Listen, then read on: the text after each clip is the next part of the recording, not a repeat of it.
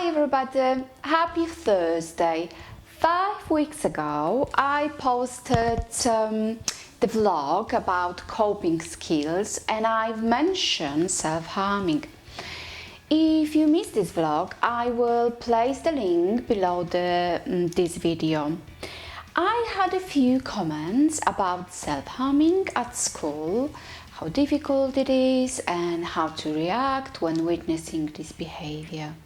So, in this episode of Bea Inclusive TV, I will give you important information about self-harming.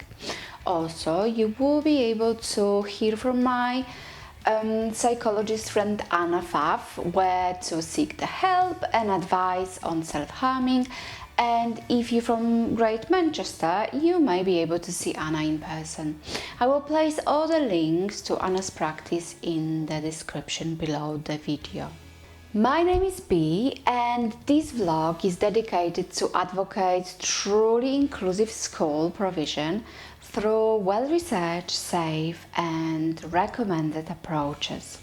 A huge thank you to you if you subscribe to my channel. I really appreciate that you are here. All educational or specialist staff working with children, young people, are likely to encounter children or young people who self-harm at some point of their school career. I work with children who self-harm and I really understand that this is not easy for some adults, especially if you never had any training about that topic and you feel like running away from this situation when witnessing. Self-harm is distressing for all concerned and many who work in children's services or schools feel not equipped to deal with it. Ignorance, fear and misunderstanding may be reasons why National Institute for Health and Clinical Excellence has found that the staff frequently have a negative attitude towards those who carry out acts of self-harm, particularly those who harm themselves repeatedly. I will place the link to few self-harming handbooks and guides that I found on the internet that was designed to provide basic knowledge and awareness of the facts and issues behind self-harm in children and young people with advice about ways that staff can respond. It is not a defined guide or guides and those not replace official guidelines issued by professional bodies or government policies, but provides a clear and simple starting point for easy reference. I was using these guides when supporting my children and myself in dealing with self-harming. I strongly believe that all educational staff should be trained on what it is and how to react when witnessing self-harming, as our first response is extremely important for children and young people's future behavior, especially when we support children with special education needs and disability, autism in particular. I strongly believe that our duties as educators are to understand self-harm and possible underlying reasons for this behavior, be able to act sensitively and appropriately in supporting each child or young people to be emotionally well through interventions such as yoga, meditation, social skills group, Lego-based therapy, etc., where children or young people can increase self-esteem, learn self-regulation or explore more positive options on how to problem solve. To report self-harming to safeguarding officer, to refer the child to CAMS for more specialistic help. Let's start with defining the self-harm. Without any complications, simply saying self-harm happens when someone hurts or harms themselves. There are many different types of self-harming, such as overdose, like self-poisoning, self-mutilation, such as cutting behaviors, burning, scalding, banging heads or other body parts against the walls, hair pulling, biting, etc. There could be many different reasons why children or young people self-harm, and it's hard to explain the thoughts. Self-harm is described as an inner scream, a way of expressing deep distress. Several purposes may be served by the self-harm, such as communicating unmet needs, feelings, finding comfort, self-punishing, gaining control over the situation or life, avoidance, etc. Self-harm can be a way to help someone to cope with overwhelming emotions such as rage, sadness, emptiness, grief, self-hatred, fear, loneliness, or guilt.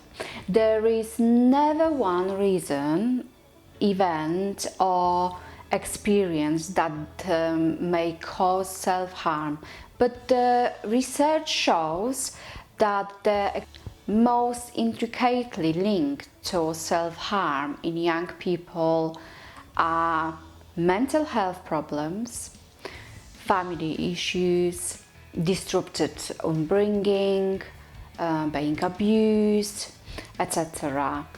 There is a lot of stigma, myths, and negative attitudes surrounding self-harm in the school setting or amongst healthcare professionals. Very often, assumption is being made about why children or young people are self-harming and how to treat them. A lot of educational and healthcare staff believe that children or young people self-harm to manipulate, seek attention, for pleasure, or because they're bored, etc. Some of those beliefs are myths, and I would like to try something new today. So let's have a quick quiz where you can check your own responses. There will be 8 questions. After each question you will have few seconds to choose your answer, either yes or no or true or false. When the time finishes, I will reveal the answer, and if you answered correctly, then you win 1 point. Are you ready? Okay then. Statement number 1. All who self-harm are suicidal. No, only a small number of people are suicidal. For most, it is a release from emotional pain. Statement number 2. Self-harm is attention seeking. No, many young people will hide their self-harm. Statement number 3. Children self-harm to avoid work. No, many children and young people may struggle with understanding, communication, sensory, coping, environment, etc. I hope that you answered this one correctly, and if you did, well done. Let's move on to statement number 4. The more serious the injury, the more serious the problem. I hope you answered no. The nature and severity of the self-harm does not reflect the nature or severity of the problem. Okay, let's move on to statement number 5. People who self-harm enjoy the pain. And in this case, the answer is no. So if you answered no, well done. It is not about pain. It is about coping. Let's move on to statement number 6. Self-harm is a young people issue. No, people of all ages self-harm. So if you said no, you're right and you win 1 point. Let's move on to the statement number 7. Children who self-harm can stop easily if they want to.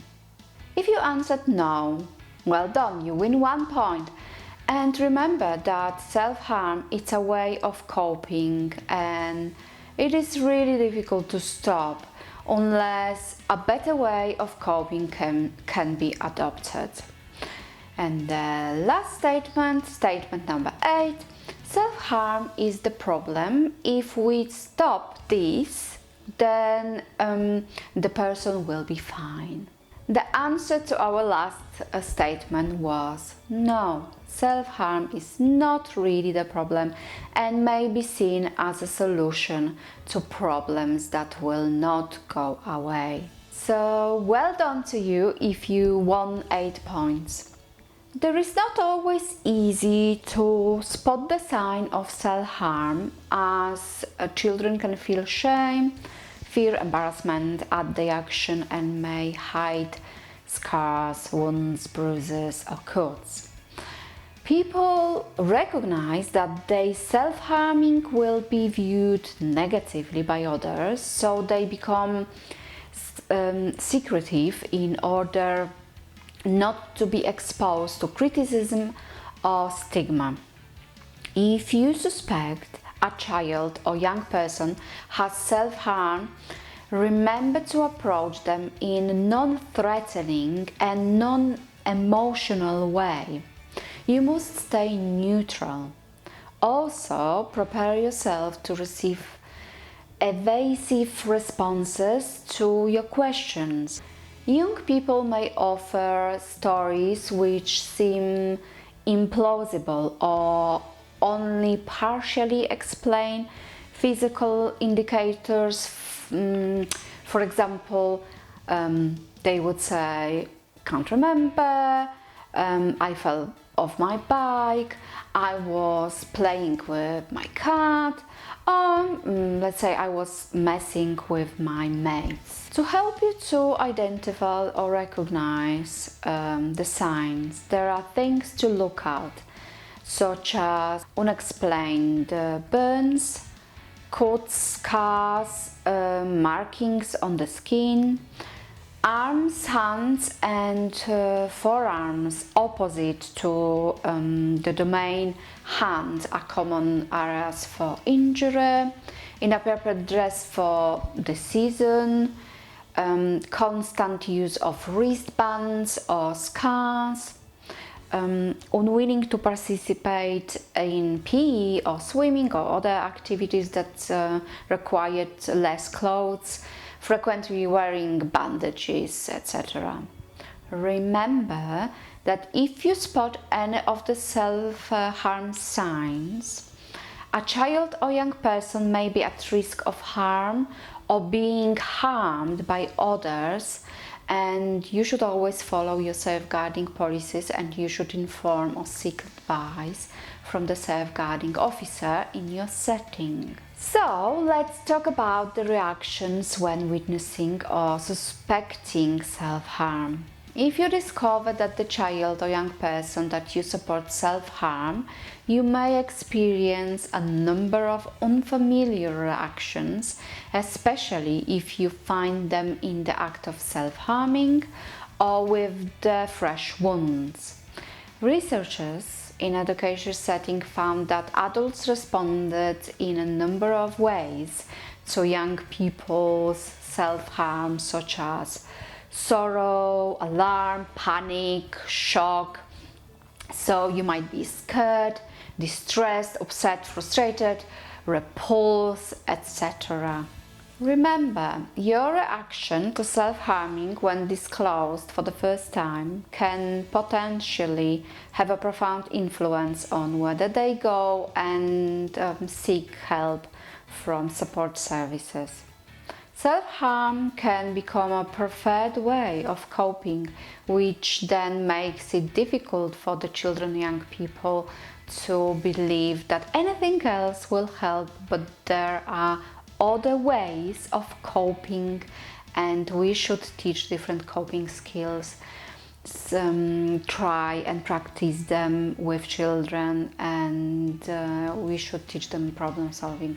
We can also build their self-esteem and resiliency through small groups collaborative activities where we can teach them positive ways of communicating needs and problem solving skills through small groups activities. When you work with a child who self-harm, please make sure that you are a good listener by allowing young person to speak without interruption or judgment. If a young person feels able to open up to you, it could be a great breakthrough, so tread carefully. Set boundaries around what you can offer and be clear with yourself and your organization about what you cannot offer and which other individuals or organization can be used for help. Don't try to work alone. Do what you can to encourage children's parents or encourage young person to seek professional help, such as counseling. As I mentioned before, I've asked my friend Anna to give me some advice on what to do when witnessing self-harm or when to seek help when self-harm. This is what Anna said. There are a couple of things which you can do when you notice that someone around you is self-harming, including yourself. First, contact your GP. Second, if it is out of hours, call 111 NHS services. They will direct you what to do next. Third, if you are in emotional distress and you feel that this is something what needs to be addressed straight away, or you need someone to talk to, they are there for you to listen to you 24/7. You might be offered a psychological assessment of needs and risk. During that assessment, you will be offered a treatment, which is a pharmacological treatment or psychological intervention. If it is a psychological intervention, you may choose either go to private settings or NHS one. Whichever you will choose, each session or each psychological intervention will be tailored specifically towards the individual needs. It is mainly to address how to deal with the emotions, how to understand the emotions, and how to express the emotions in a more safe and compound way. Whichever settings you will choose, it will always have to be in a non-judgmental environment where an autistic individual can feel safe, compound. So please choose wisely. Thank you. Remember, self-educate as much as you can about self-harm. The more you understand, the better. Do not think that the problem will go away. If you work with children and young people, at some point one of them will self-harm. In my school career, I had 3 different cases of self-harming, and I was working mainly in the mainstream primary setting, so it's quite common. You will need the support of your organization, as you cannot act in isolation. Look after yourself. It is hard to support someone if you are feeling overwhelmed. Make sure you also have a source of support for yourself. It is fine to be honest about your own fears. Staff who have contact with children and young people who self-harm in their setting should be provided with appropriate training to understand but also to offer support. Educational staff can work around children coping skills, self-esteem, self-care, resilience, and teaching them to problem solve, as well as encouraging children and young people to seek individual therapy. Assessment of needs should be offered to all people who have self-harm, and the risk assessment of full self-harm and or suicide should be identified. Okay, there you have it. I hope that you enjoyed this video and the quiz, and I'm looking forward to hearing from you. After you finished, please join the discussion below. Tell me what you would like to see or what you would like me to cover in my vlogs, please. Don't forget to like and subscribe. This will help more people to learn for free. I will see you next Thursday. Bye!